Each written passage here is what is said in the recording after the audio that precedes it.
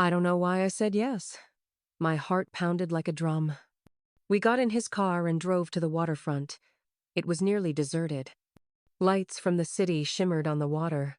A light breeze. The smell of spring. We sat on a bench in silence. Then he gently reached for my hand. I didn't pull away. I wasn't planning this, he said quietly. I didn't mean to fall for you. Not like this. Not you. It's not right. I'm married, Nick, I said, barely above a whisper. I know. His hand remained on mine. Are you happy, Martha? He asked. I couldn't answer. I looked down at the ground instead. That moment no kiss, no intimacy, no touch beyond the hand, but it was enough. My soul had already crossed a line.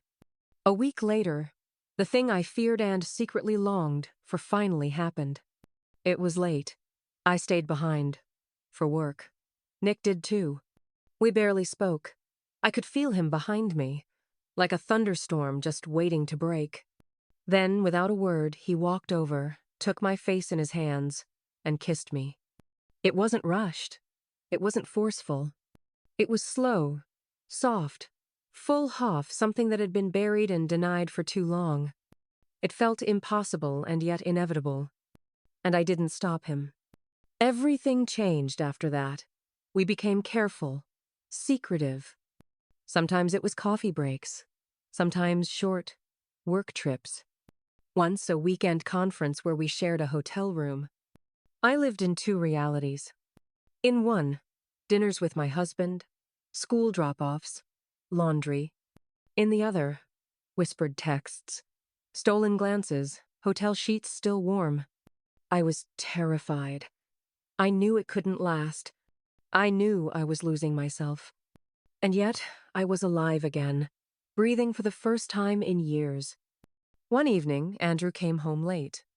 I was in the kitchen when he walked in with a strange look on his face. He glanced at my phone on the table, then at me. Is there something you want to tell me? He asked. My stomach dropped. What do you mean? I whispered. You've changed, Martha. Not suddenly, but I see it. A long pause. Is there someone else? I didn't know what to say. Lie? Confess? I chose silence. That was the beginning of the end. Andrew didn't scream. He didn't accuse me of anything. He just quietly went to the bedroom and closed the door.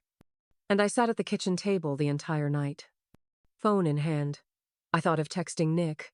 I didn't. A week later, I walked into Nick's office and said it was over. I told him I couldn't do this anymore, that my family mattered more. He didn't fight, he just nodded. And I left. For good. It's been 3 years. Andrew and I are still together. We never talk about what happened. He either forgave me or learned to live with it. Maybe he just didn't want to destroy everything over a single affair. But me? I haven't forgiven myself. I don't even know if I did the right thing. All I know is that it wasn't just an affair. It was a cry for breath, for life. It was about remembering who I was before the dishes and the diapers and the dinners. About remembering that I used to be a woman, not just a wife or a mother. And maybe that's why I still think about that night on the bench by the water. And the man who, for the first time in years, truly saw me. My name is Martha. I'm 38 years old, and I've been married for nearly 15. My husband, Andrew, is a good man, truly. Honest, faithful, calm, reliable, like a stone. And maybe that's the problem. The first years of our marriage were like a dream. We lived in a tiny rental apartment, surviving on instant noodles. But I felt like the happiest woman alive. He brought me flowers, wrote me notes, kissed me on the forehead when I fell asleep. But over time, things changed. Not all at once. It was slow, like people growing old, or how fabric wears down on your favorite chair. He spoke less. The flowers disappeared. The gifts stopped. We didn't talk anymore, we exchanged information. Who's picking up the kids? What to buy at the store? When to pay the electric bill? I wasn't looking for an affair. I swear I wasn't chasing anything. I just needed a break. A breath of air. Something away from the endless, "Mom, where are my socks?" dirty dishes and What's for dinner? Every night. So when a friend offered me a part-time position at a law firm, I accepted without thinking twice. That's how I met Nick. He wasn't just my boss. He was different, confident, witty, charming. He had that voice you could listen to for hours calm, deep, just a little rough around the edges. On the first day, he remembered how I liked my coffee, with milk and 1 sugar. Then he started bringing it to me in the mornings. No words, just placed it gently on my desk and smiled. Andrew hadn't brought me coffee in years. Not once. At first, I thought Nick was just being polite. Then I assumed he flirted with everyone. But slowly, I noticed his gaze lingered just a little longer on me. That he remembered every little story I told, even the silly ones. That he looked at me in a way I hadn't been looked at in years. One evening, we stayed late at the office. We were reviewing paperwork when suddenly, the lights cut out. Power outages happened sometimes in the building. We laughed. He turned on his phone's flashlight. And he just looked at me. I looked back. Then he said, "You have really beautiful eyes, Martha. I'm sorry someone forgot to keep telling you that." I didn't reply. I couldn't. My heart pounded in my chest like I was 20 again. That moment, that was the turning point.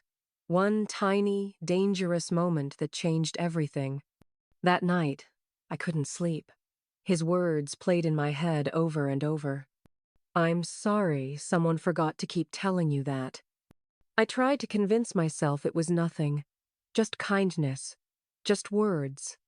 But it didn't feel that way. Over the next few weeks, Nick and I avoided talking about that evening. He was back to being the sharp, collected boss. I tried to focus on work. But something had shifted. I felt his eyes on me when I walked by. And I hated how much I wanted him to look. I started putting on perfume again, ones I hadn't touched in years.